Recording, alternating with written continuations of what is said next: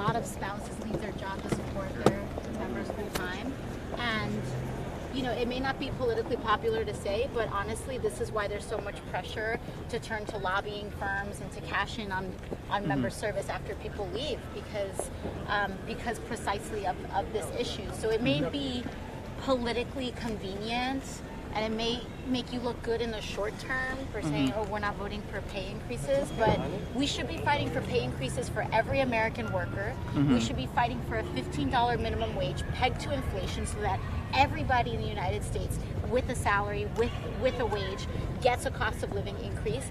Members of Congress, retail workers, everybody should get cost of living increases to accommodate for the changes in our economy. And then when we don't do that, it only increases the pressure on members to exploit loopholes, like insider trading loopholes, to make it on the back end. So do you think there's a tendency? Of members to obviously take it out on this institution because it's an optics issue? They don't want to seem like that. And that's my issue, is that it's superficial. You can vote against pay increases all you want. It's, in my opinion,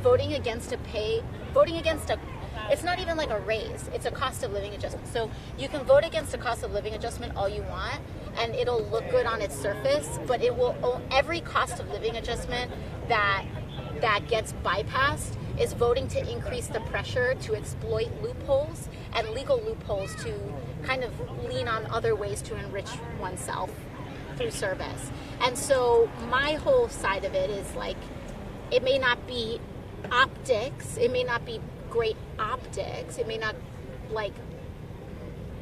look the best, and in terms of your opponents could use it as exploit it as a political issue, but in substance, you might as well be transparent about a cost of living increase, fight for a cost of living increase for all American workers, peg the minimum wage to a cost of living increase, and then on top of it, close all of the loopholes that a lot of people use when it comes to, sitting on a committee and knowing what legislation may be coming down the loophole and changing your stock holdings or letting, these are real issues, and I don't think that voting against a cost of living increase is going to negate the actual issues at hand. In fact, it only increases the pressure for people to exploit these loopholes.